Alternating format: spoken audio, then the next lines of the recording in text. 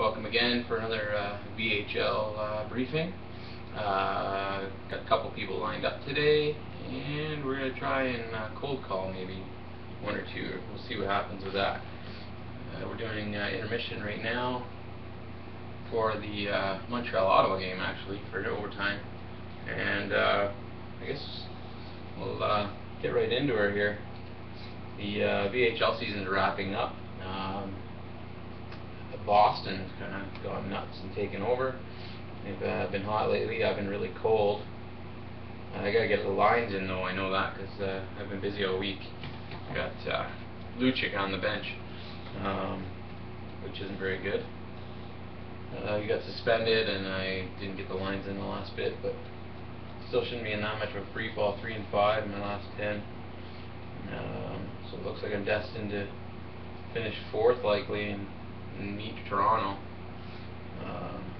But anytime I can kick their ass is fine with me. I'm gonna get right into a call right away. It's probably the best thing to do. Try calling somebody here.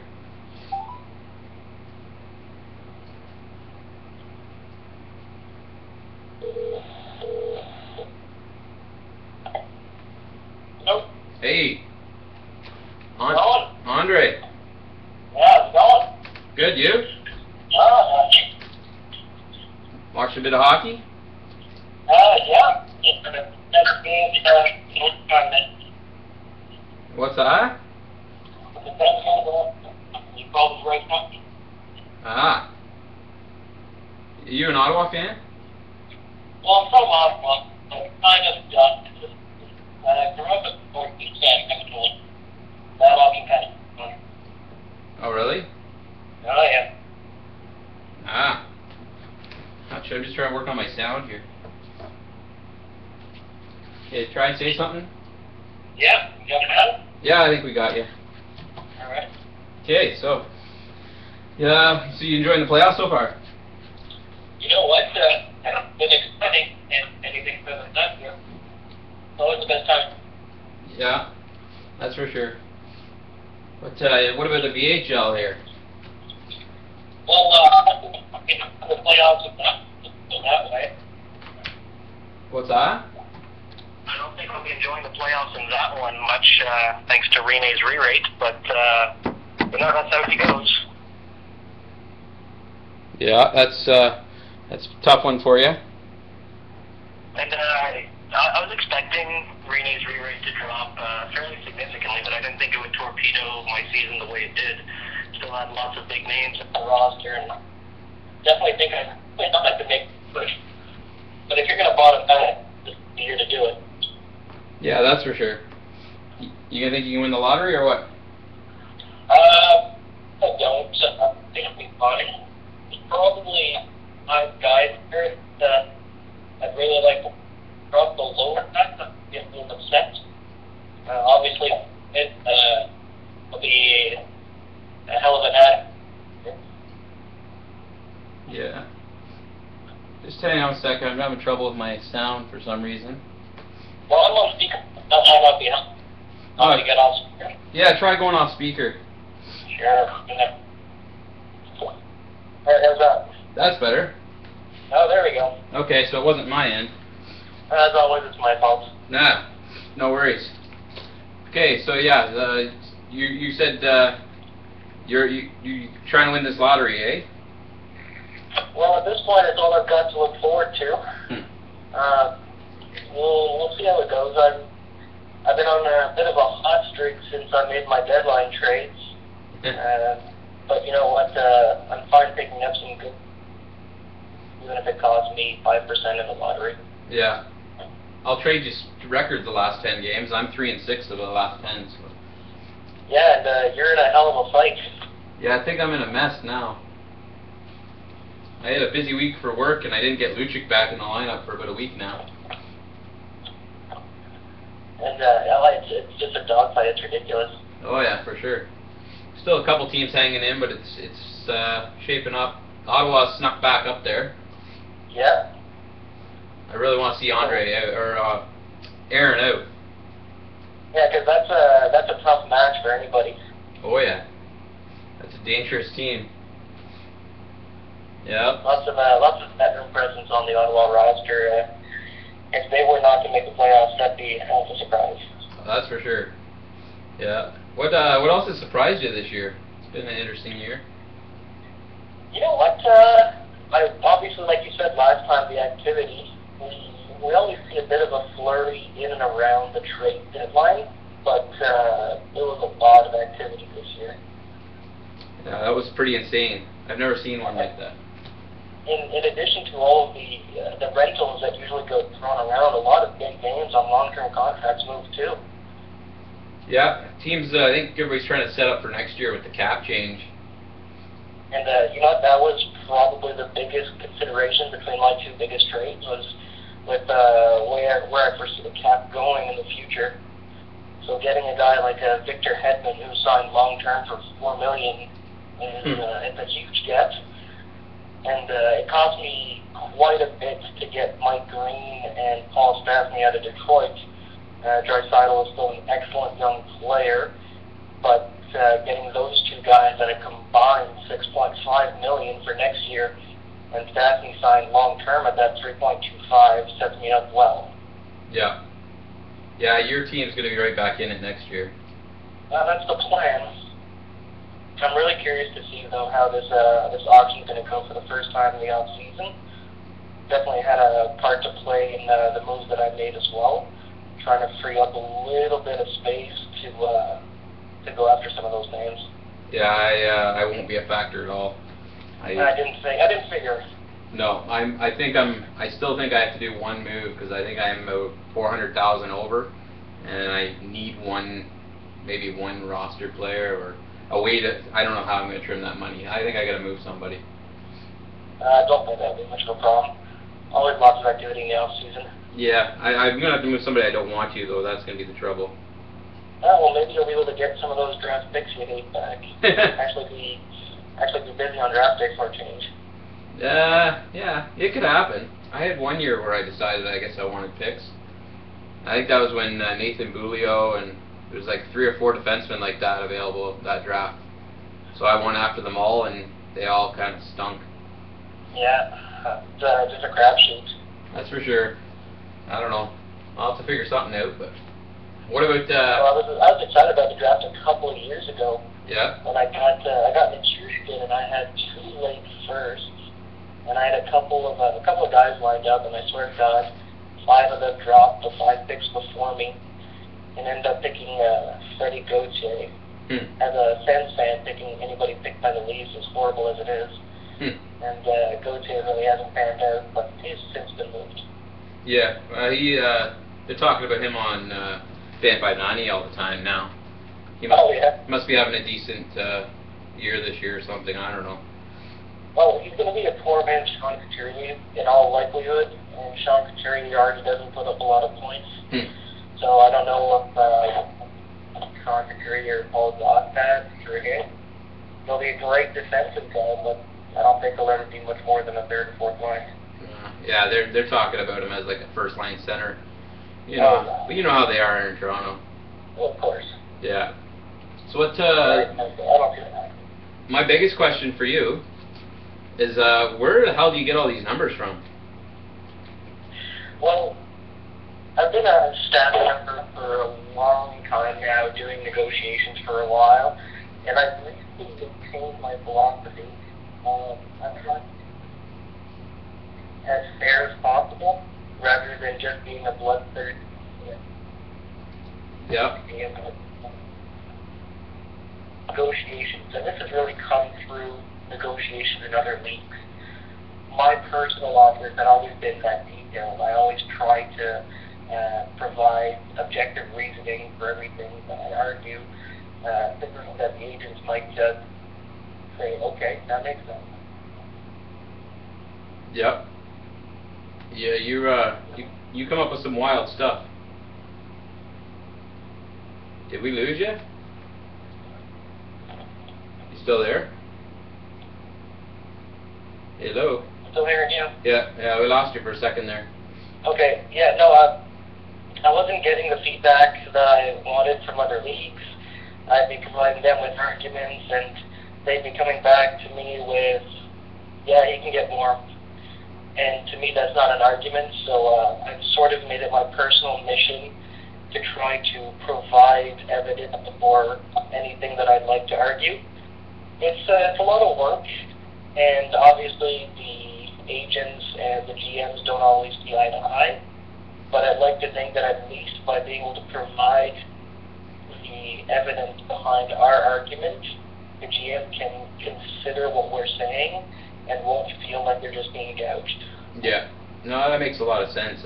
I know we got kind of the two spectrums usually in our negotiations. We usually have you at the with the stats, and then Brad with the, I don't know, he tends to be the one at the higher end a lot of the time. Although yeah, Brad, but you know, that's the way you got to work. Yeah. You have to have a good balance of people. If Brad comes in and he asks for something preposterous, I'll tell him to cool down and tell him why, and he'll usually agree. And if I'm being unreasonable in my stats, he'll tell me, yeah, maybe, but he could get more. We can't just settle for whatever. So we play off each other a bit, and usually we end up in the middle. Yep, I think so. He last year he was kind of more of the stats a bit, but you kind of took that over big time. I don't even know where you're pulling all this stuff. You know what? It's just from a love of arguing. Got me and my brother going and argued over everything. And got to the point where I would get hammered over the head with so I sort of learned to get my way with those arguments. Yeah. But it's a lot of fun when the GMs engage in that kind of a conversation. And the two that I want to point out really is Boston and Nashville. They always provide great arguments. They provide detailed explanations in their offers. Yep. And as a result of that,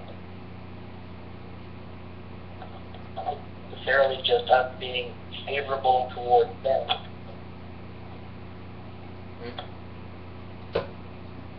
You do something with your phone again? No, I'm still here. Okay. You lost the last sentence there. They lost there. All right, let's try this again. So yeah, Nashville and Boston, yep, they always provide arguments, and instead of just giving us a number, when we get a number, if we don't agree with it, then we counter whatever we want with our argument, and that becomes the basis for the negotiation. So then the GM is countering our argument. But if the GM is the first to provide a reasonable argument, then now we're the one negotiating off of their number, saying, you said this, but I don't believe that, so this is what I believe. And eventually we end up in the middle. Yeah. Sometimes, not all the times. But if the GM doesn't put in that little bit of work, all of a sudden they find themselves behind the 8 ball, because then they're arguing with us on our figure. Yeah, it's. I think we got a few future lawyers in this league. You know what? I compare it to that a lot, and you'll never always have an agreement, and it's often a good deal when neither side is happy. Yeah. And when people are arguing and Boston and Nashville do it the best, that's often the result. Yeah. No, I think it's gone really well. I think we're tying up a few loose ends still, but I don't know. And I get that it's not for everybody, and not everybody's got the time to put it in. But you know what? That's just the way the system works. And if you won't put in the effort, you won't save $250 here or $500K here, and it's a give and take. Gets back to our parity argument that will never happen. Yep. Never No, will I happen. thoroughly enjoy it. Honestly, I've been in leagues where there are negotiations for contracts, and some where there are keeper leagues without contracts. And I always have the most fun when I'm looking up these random numbers and digging deep to try to fight my point. Yeah, I don't know. I used to like negotiating with you guys, but I don't know. I don't do too good anymore. Which is all right. I'm due for something drastic. I don't know. Every time I consider it, I take another run. Well, you've been at the top of the hill for a long time now. Yeah. It's actually remarkable because you keep turning over that roster. I mean, just a couple of years ago, you traded Malkin to me. Yep. And you're still at the top, so. Yeah, I've traded Backstrom. I've traded all kinds of guys. You always keep finding them, though. Yeah, I managed to find a way to find another guy with low cap that allowed me to sign the other guys, and like I got a few young guys coming up for next year too. So. And that's the trick. You need to either have low entry level performers who can allow you to overpay where you need to in order to get guys on the market, or go my route and cut your arm off so you can get players at half their salary through salary retention. Yeah, I tend to. I don't keep any salary at all in deals, and instead I'll move bad contracts in another deal, kind of hide them in, or even toss in an extra pick just to get them off my roster instead. Oh, absolutely. That seems to work for me. Gets me out of some messes. I had some bad contracts again, but moved them all. And the trick is, you always want to improve just a little bit with each trade, right? Yep. And that's the way I look at the Hedman trade. When it comes down to it, and I did an analysis of it, I got Hedman and 2 second-round picks, and the only really valuable assets that I lost along the way were Philip Forsberg's, Zemgus Jurgensen's, and my first pick next year. Yeah. It seems like a lot, but for Hedman and what is likely going to be 2 early seconds, it's really not that bad. Oh, yeah. All the other pieces were smaller pieces that were either thrown into me in other deals or that I consider throw in this deal. So. No, that might be the best contract and value in the league. Yeah, and that proves sometimes you want to take a risk. That Hedman contract, he offered $4 million long term before Hedman really had proven himself. And sometimes you knock one of those out of the park. Yeah, I wanted him. I talked to him about him as well, but I had already done all my other deals. I had absolutely nothing that I could have traded that would have been youthful enough for him to do that type of deal. That's the thing. Even if you don't like the youth, as you've said multiple times, other people do, so you need those bargaining chips. Oh, exactly. Well, that's what I use them for, but that's what I do with my youth. I get more every year and then move it. Oh, that's the way to go. Yeah. It's not that I hate them, it's, I don't know, the draft's just too much of a crapshoot, and I said it in lots of leagues that guys get all hopped up and get these boners for these young guys, and they sometimes work out. Oh yeah, that's the thing. Their prospects are always overvalued. Yep. Because it's all the potential, right? Yep. If this guy works out as planned, he could be this. And ifs and buts. Yep. So what do you think's happening with the lottery in the NHL tomorrow? You know what? I find it a little interesting that every other year where there's no interest, they're glad to trot out the cameras, see everybody, and this one year where there's actual stakes involved, they're going to do everything behind closed doors. Yeah. They'll show the envelopes after, and it's great that they showed us the process, but I think that unless we see the ping pong balls come out, people are going to be complaining about it being rigged. Yep. And I'd love for Arizona to win and for Arizona to get McDavid. He could really do for them what Crosby did for Pittsburgh and just save that team. As long as it's not the Leafs or the Oilers, I'll be happy. Yeah, anyone but Toronto for me. Yeah. And I'm really hoping it's a team below them. Now Dustin will be pissed because he's a Buffalo fan, but they still get Eichel, so that's fine. But I want to see one of the lower teams just to push Toronto down that one spot. Yes. Because that might keep Strome away from them too. It would be insane if Philly won. Yeah. Can you imagine Crosby, McDavid, NBC would do nothing but Philly-Pittsburgh games? Yeah. They talk to the NHL into getting 15 of those games a year. I'd kind of like to see Philly get them. Yeah, it could be. That could be quite a team. They'd be instantly back in there. Oh, well, Philly's just one of those teams that they'll move a couple pieces, they'll be back into the playoff hunt. Not good enough to be a serious contender, but they've got a lot of good pieces there. Yeah, they do. The defense is in shambles, but when you've got Giroux and Voracek, and if Mason can keep playing the way he played the last month of the year, there's no reason why they can't be a playoff team. No, that's for sure. They got enough there. But, it'll be good. It'll be interesting to see how tomorrow night goes. I'm looking forward to it. Yeah, it'll be very interesting for one fan base at the very least. Yeah. Well, I'm also curious. I'm thinking more and more that Anderson is probably going to fall before. Yeah? Yeah, we saw it with Jones, and I think somebody's going to be tempted by Dylan Strome and pick him third. I think so too.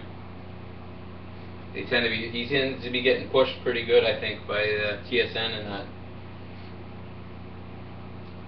And eventually, some team is gonna regret it, because guys like Anderson, they don't come around as often as you'd think, and it's unfortunate that he got stuck with Eichel and McDavid, because he'd be talked about like a Yeah. Well, it'll be interesting. I don't know. I'm looking forward to it. But. Yeah, like I said, I've got about 5 guys in this draft, but as long as I finish in the bottom 5, I'll come out happy. Well, that's good. I'm sure you'll do well with it. Oh yeah. Yeah. All right. Well, I'm gonna. You know what? What's that? If ever I don't like the piece, I'll follow your advice and I'll flip it. Yeah. There you go. Sell high.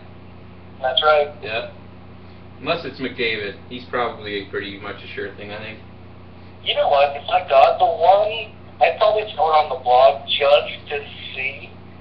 If somebody wants to make me an Eric Lindros type trade for McDavid, yeah, I wouldn't have any problem doing something like that. Yeah, I wouldn't. Of course, I would need the $15 million coming back as well. If you got enough good, really young contracts, maybe. Yeah. Yeah. Well, I'm going to try another call. Sure thing. All right. Thanks for having me on. Yeah, man. Thanks a lot. I'll talk to you in a bit, and this will be up here later tonight. Sounds great. Have a good one. Yeah, you too, man. Enjoy the overtime. All right. Thanks. Okay, bye.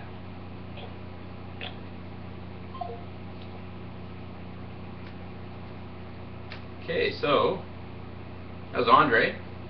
Little quick discussion there. I got one more call I'm going to try and sneak in here.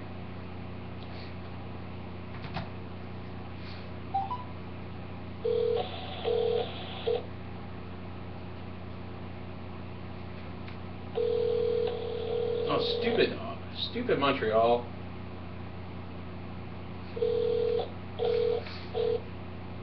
There he is. What's happening, Scott? Not too much. How are you?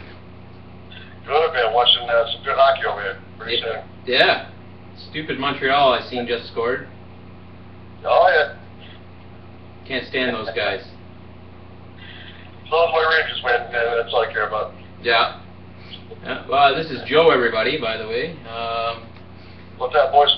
Yeah. So what? You're kind of a polarizing guy. What? You know, we know you're down in the States, right? You're a fireman. Yep. Providence, Rhode Island. Yep. It's the second oldest paid department in the country and third business. Ah. And you just had a call. We did. Yep. Typical nonsense. Ah. So. But it's been busy all night. All kinds of runs: fires, boxing runs, rescue runs, everything. Cool. So what? You got a family or anything? I do, man. Back for 7 years. You got a 3-year-old daughter. Yeah, me too. And excellent, man. Oh yeah, that's what it's all about. Yep. Cool, man. That fancy hockey. Well, so what? But yeah. Yeah. You break it up a little bit there, but I think that might be on my end. No worries, man. Okay. What? Couple of things I wanted to ask you, actually. First off, you like to trade a bit, eh? That's my life, man. I live to trade. Yeah. Live for trade talks, masturbation, and it's like Christmas for me. It's fun, eh? Absolutely. That's what it's all about, too. How'd you get into these leagues? 20-something years ago, I'm an absolute freak with hockey, every aspect of it, and I can't get enough. Who's your favorite team? Rangers. Rangers, yeah. Rangers, Providence, Bruins. Yeah. Rangers are my And, pick this year. Oh, yeah? Yeah, I think they'll win it. I hope so, man. Yeah. I was a die-hard Vancouver Canucks fan first, Ooh. and the Rangers broke my heart in 93, 94, so. Okay. So what, 20 years in these leagues, eh? You were in a lot of leagues, too, at one point. How many are you in now? Right now, I'm currently in 6, Yeah. but normally in the back, about 15 leagues. Wow. I don't know how you keep up with that. I don't know either, man. I don't sleep. And I guess that explains it. 24/7, I'm answering Yeah. trade talks, and Yeah. Who are some of your favorite guys to like trade with? You have ones that you go to all the time? Right now, league, maybe Islands, we flipped them quite a bit. Yeah, Brian. Constant battles with Edmonton, Carolina, and Washington. Yeah.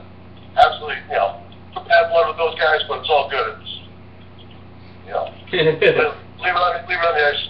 That's a good way to think of it. Yeah. As long as you're not taking it personal. No, absolutely not, man. I used to. I'm a sensitive guy, so I used to take it all personal, and Yeah. it's not for fun, man. Yeah, like it's the internet too, right? Oh yeah. Some guys get a little bigger when they're behind their screens. I know, it's keyboard gangsters. Yeah. Yeah. So what? I've been in the old league 8 years now, since 07, 08. Yeah. That's a almost competitor. original.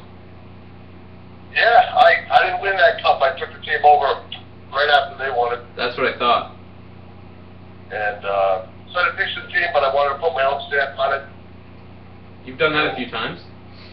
20 times over, but Yeah. that's where it's fun. I like to get my guys. I have the same philosophy in every league I'm in. Build young, cheap as possible, guys I actually personally like. Yeah.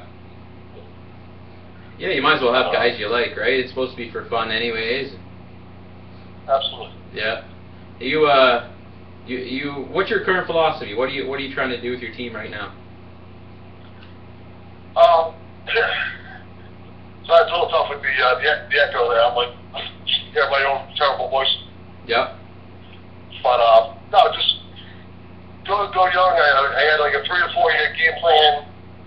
I feel like I sped the process up with some of these trades that I didn't think I was going to be able to make. And it all came together. I think I'll figure a top 4 for next year, and maybe 2 years away from a legitimate top run. I don't know. Yeah, I think you could pull it off for sure. Especially when you're not afraid to add. I know you got a bunch of. The thing that's hurting you is that cap you're holding. Yep, and unfortunately, I did part of that to myself, and have to live with it and Yeah. work through it. Oh yeah. Well, considering what you've had to hold on to, you still managed to put together a really nice team for next year. Thanks, man. I originally planned on,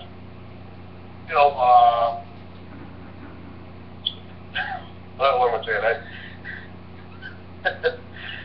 The echo is killing me, man. Are you on speaker? No, I think that. Let me see. No, but I can hear it through your end, or. Oh, okay. I'm like. You're hearing yourself. Yeah, my sorry, it's got to throw me off a little bit. Okay. Let me see. But no, I originally took on some cap purposely to. I figured I had some more time to work through it, and my game plan was 3 or 4 years out, and I was able to speed up the process with some solid assets through numerous deals, in my opinion. And then before long, now I absorbed all this cap, and I'm kind of handcuffed for this coming season. So you think you can make a couple of moves to get yourself some money freed up for your auctions?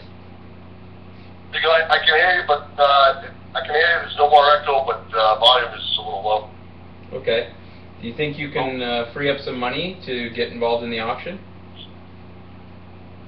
No, I don't think that'd be the intelligent move. I think I'm just going to stay the course, kind of with the youth that I have right now, and maybe towards the end of the season, hopefully land a decent goaltender. I think I'm a decent goalie, as far as ratings go, decent ratings, and maybe one more top line wing away from making legit dent. But ideally, would have been Ryan and Linden. Yeah. And watching that Ottawa game, I brought a tear to my eye every time Ryan was out there. Well, it looks like you're building for one more year then, anyways. Try and push absolutely. this year, see what happens, and then make a bigger mark when some of that cap falls off for you. Absolutely. You never know what's on the table trade-wise. I plan on, trade talks all year round and just see what develops. Yeah. Well, there's always moves to be made too, right? Just because Ryan gets signed somewhere. Man, I'm all about making moves, so. Yep. Not afraid to do it. No, I'm willing to trade for other people's stuff. They can sign them all, and then I'll trade for them later. That's what I do. I know that's your move, man. I've been tracking it for years. You're doing something right over there. Yeah, maybe. I might have to quit going so public with it all, because people are going to start following me. Oh, they're admirable, and they're doing a hell of a job. Actually, I have a beef with several guys in the league, just for they're doing as far as bullshit on the boards and busting balls, but I do appreciate all that everybody does in this league and all that hard work, and it's all good, man. I just love these kind of leagues, and I'm honored to be in it. That's all. Ah, that's good. I like having you here. You're one of my favorite GMs as far as any of that goes, because you keep the boards active, you keep trades going. I like that. It's a magnet for the controversy these days, but it's still fun. I love it. I don't know. Some people just have a bug up their ass a lot of the time. Like Wolf, come on, that guy's always angry. Yeah. Yeah. No, it's all good. Hey man, I wanted to throw out there too. I know you guys, the last GM that was on in Anaheim, suggestion for the league. I know you guys do a million one things as it is, but I'd really love to see kind of like a VHL history section and maybe like a GM bio area. Yeah, oh yeah. Guys can keep updates on their life, professionally, different things. I don't know. Might be fun. Just an idea. Just my input. Yeah, I really like that idea actually. The history. A little bit. I know we all spend all kinds of time in the actual league, but it might be fun just to. I kind of enjoy that end of it. Just have some history on some of the guys and backgrounds and what everybody's into, and it's kind of cool. I mean, you basically the amount of time I spend in these deals, I spend more time with you boys than I do my own wife. So it's kind of cool. All these trade talks, shooting talks for months on end, and it's kind of cool to just find out some scoop on some of these guys too. Yeah, some of these calls will help that way, but yeah, I like that idea. I'll get talking to Wolf because I like to make him work, so we can get him to set up a web page on that. He enjoys it, man. He's doing a hell of a job. Yeah, he is. He's really helped. He was the originator of the VHL. No, I didn't know that. He created the league. He built it. He did all the rules. He started it off. Then about a year in, he had some stuff going on at home, and he asked me to be the commissioner, and he kind of helped me learn the sim and some web stuff, and then I kept breaking the web page, and I'd have to have him fix it. And then so yeah, he left and came back twice actually, and now he's back permanent, and I made him staff again, and because he was right out of it, but it was his league. He was the originator. Oh, did not know that, man. It's all about the guys that are in the league, and we have some good, really good quality people. Yeah, for sure. Him and I hit it off because we came into the sim at the same time. We with PHL. I don't know if you were in that one or not. And I probably was. I think I was in every league. All these guys are, they overlap in names and yeah, backstories every year. yeah. We started as an expansion team back in like '05, I think, with the PHL. Or we were just doing drafts actually. It was the start of the league, and we came in partway through the original draft and came in the same day. So him and I kind of came in the same time, and then so that's why we've kind of hung together in all the leagues. Oh, very cool. Yeah, yeah, for sure. Anything else you got to add there? Or? Shit, man. No, I just want to thank everybody for all that time and the trade talks. I truly appreciate it, man. That's what I live for. Oh yeah. A lot of fun. I think we got the best the league's ever been right now. And, man, all the years, not just saying I'm on the phone right now, but all the years I've been doing this, and even some of the ones I'm still in currently, this is by far the most fun that I have. Oh, I'm proud of that. The toughest, when I came to the toughest trade talks, everyone's so knowledgeable, and it's a blast. Yeah, for sure. It makes it a lot better. Everybody knows their stuff, and everybody seems to really care too. That helps.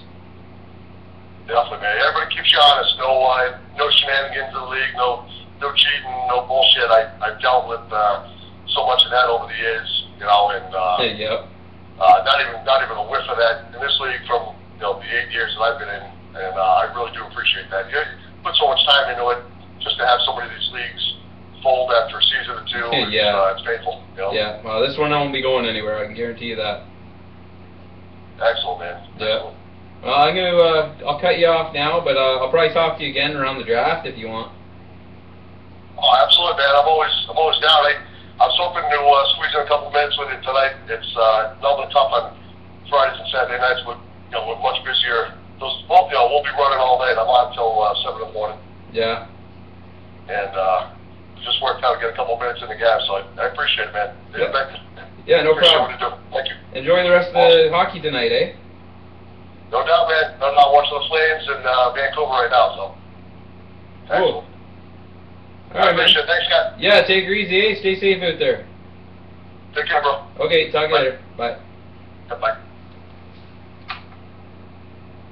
Okay, so that's Joe. It's funny when we talk to these guys, too. You kind of get an impression of them through PMs and posts on the board and stuff like that, and you think you have an idea of somebody, and he totally didn't sound, well, he sounded American.